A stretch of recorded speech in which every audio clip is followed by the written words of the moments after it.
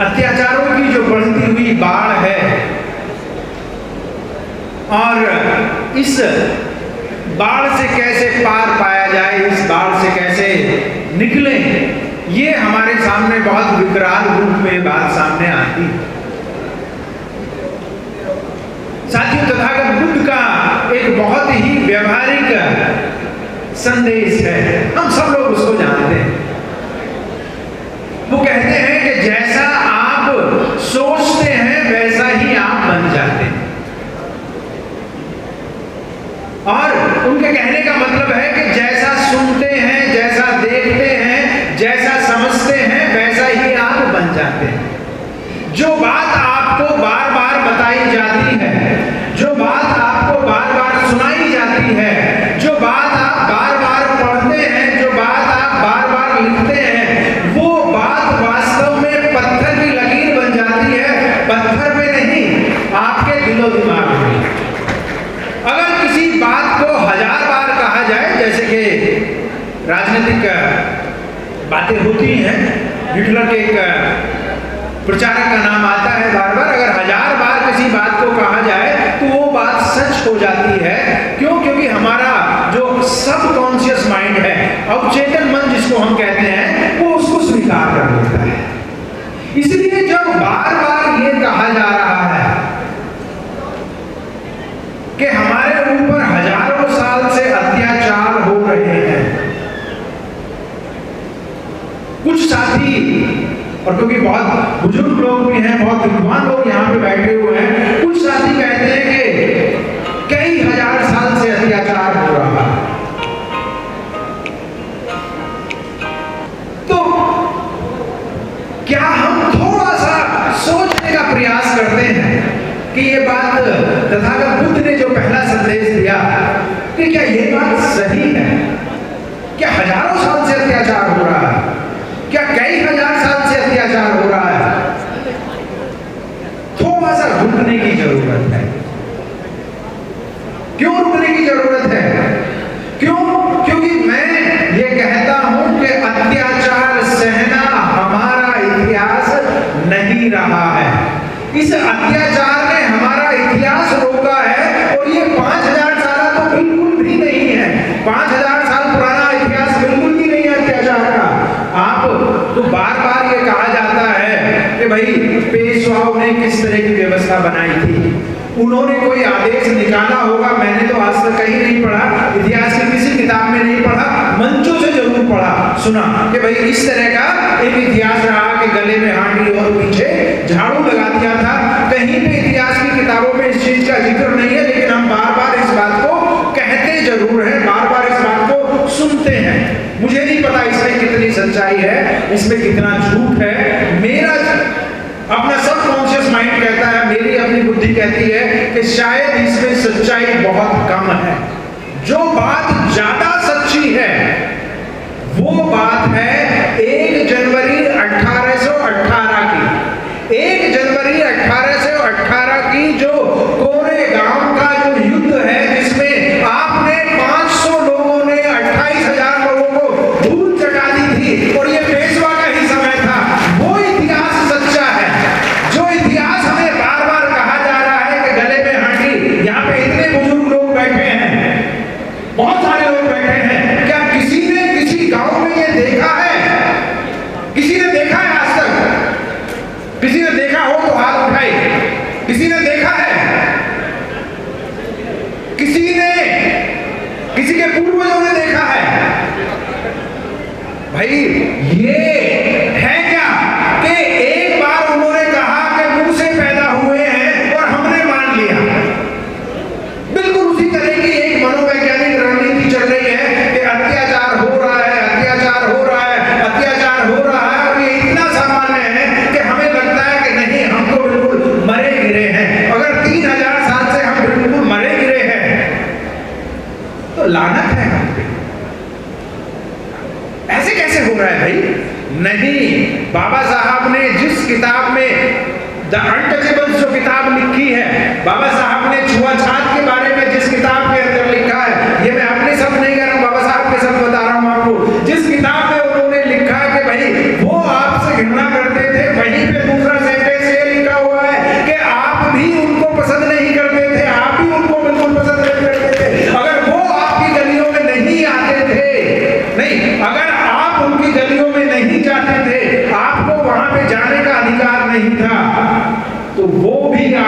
गलियों में घुस नहीं सकते थे।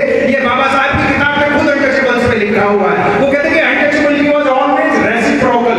आपको भी वो पसंद नहीं थे और उनको भी आप पसंद नहीं थे। क्यों? क्योंकि ये दो राजाओं जैसा झगड़ा था, दो शासक जातियों जैसा झगड़ा था। वो आपको पसंद नहीं कर रहे थे, उन्होंने आपके ऊपर जो है युद्ध हार गए तो आपके ऊपर अत्याचार कर दिया, आपने भी कभी उनको पसंद नहीं किया।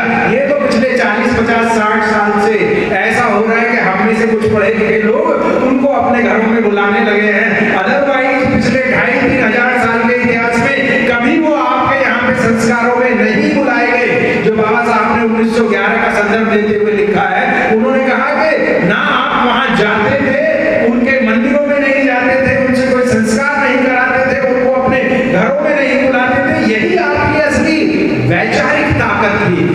कल्चरल पोल्यूशन नहीं हो पाया था। इसलिए एक तरफा बात को कहना मुझे लगता है कि बहुत अच्छी चीज नहीं है। ये हमारे मन मस्तिष्क को कमजोर करती है। इसको दूसरे तरीके से देखिए। हम ये जानते हैं कि पुष्यमित्र शुंग ने एक हत्या की, एक राजा की हत्या की थी। ये पढ़ा हम लोगों ने, सबने पढ़ा, सबने बार बार इसको बताया। लेकिन पुष्यमित्र शुंग की हत्या किसने की थी? कई लोग ये सोच रहे होंगे पुष्यमित्र शुंग की भी हत्या हुई थी। जी हाँ, उसकी भी हत्या हुई थी। जैसे उसने आपके एक शासक की हत्या कर दी थी, उन्हीं लोगों ने पुष्यमित्र शुंग की भी हत्या कर दी थी राजगीर में, और वो भी पत्थर मार मार के पूरी तरीके से उसको ध्वस्त कर दिया था। लेकिन जब मुझे सिर्फ ये बताया जाता है कि मेरे शासक की हत्या की गई थी, तो मेरा मनोबल गिराया जाता है।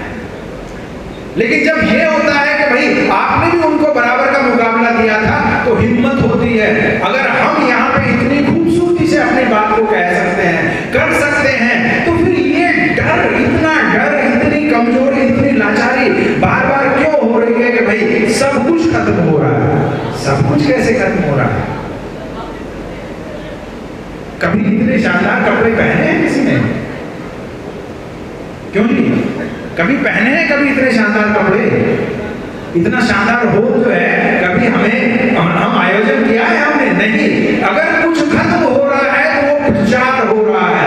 वो एक बात का 1 लाख बार, 1 करोड़ बार प्रचार कर रहे हैं, और फिर हमें हमारे नहीं नहीं नहीं नहीं ये चीज हो रही है। अब एक छोटा सा उदाहरण देखिए। ये बात सही है कि भाई बहुत सारी जगह पे हमारे साथियों के ऊपर अत्याचार होते हैं, उसमें घर भी जलाए जा रहे हैं, हत्याएं भी हो रही हैं, बलात्कार भी हो रही हैं। सरकार कह रही है कि लगभग 1 साल के अंदर 50,000 सिर्फ अनटचेबल्स पे लगभग 50,000 केसेस दर्ज होते हैं एंटी अनटचेबिलिटी वाले उसके अंदर, पूरे देश के अंदर। बहुत बड़ी संख्या है।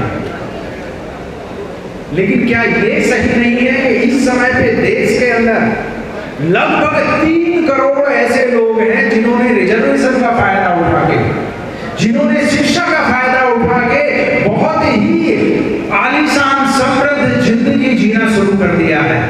अगर हम इन 3 करोड़ लोगों पे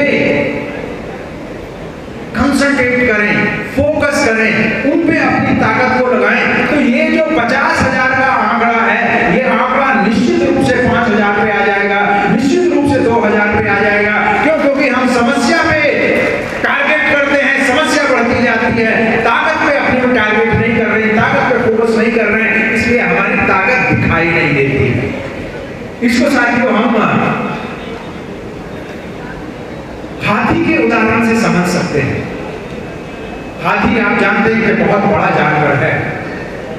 कितना बड़ा जानवर है कि आज के समय में दुनिया में हाथी जैसा कोई ताकतवर और विशालकाय जानवर नहीं है। पहले कभी होते होंगे तो हुए होंगे हाथी, लेकिन जितना विशालकाय है उसकी कुछ खासियत है।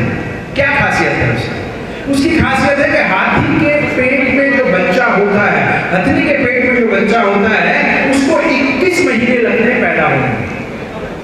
21 महीने हाथी का बच्चा अपनी मां के पेट में रहता है। दुनिया में इतना समय किसी भी जीव को मां के पेट में रहने की जरूरत नहीं है। सबसे ज्यादा समय लेता है हाथी का बच्चा 21 महीने, कम से कम 21 महीने लेता है।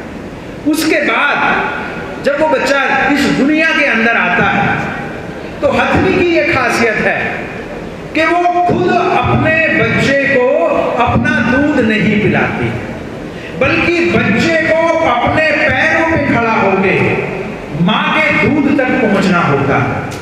और जब वो एक बार मां के दूध तक पहुंच जाता है, इसका मतलब है कि वो पैरों पे खड़ा हो गया है, उसके बाद दुनिया की कोई ताकत उस हाथी के बच्चे को आज की ताकत में बैठाने की ताकत नहीं रखती है। कोई नहीं बैठा सकता, फिर वो चल निकलता है। लेकिन इसके साथ एक प्रॉब्लम होती है। प्रॉब्लम क्या कि जैसे जैसे हाथी का बच्चा बड़ा होता जाता है, आप जानते हैं कि हमारे शरीर की हमारे शरीर का ऐसा ही एक ही अंग है, जितना जब हम पैदा होते हैं वो उतना ही बड़ा रहता है, जबकि हम मरते हैं तब तक। एक अंग हमारा ऐसा है, वो है हमारी आंख। हमारी आंख जो है जब पैदा होते हैं जितनी बड़ी रहती है, चाहे 80 साल के हो जाए, 90 साल के हो जाए, 100 साल के हो जाए, उतनी ही बड़ी रहेगी।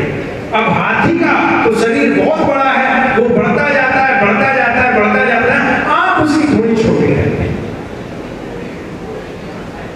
लेकिन जैसे जैसे बढ़ता जाता है तो उसका जो महावत है वो एक छोटी सी लकड़ी के सहारे, 2 फीट की 3 फीट की लकड़ी के सहारे उस पर नियंत्रण कर लेता है। क्यों? क्योंकि हाथी को अपने शरीर की ताकत का पता नहीं रहता, उसके अपने शरीर की ताकत की विशालता का उसको पता नहीं रहता। वो उस 2 फीट की लकड़ी से नियंत्रित होता है।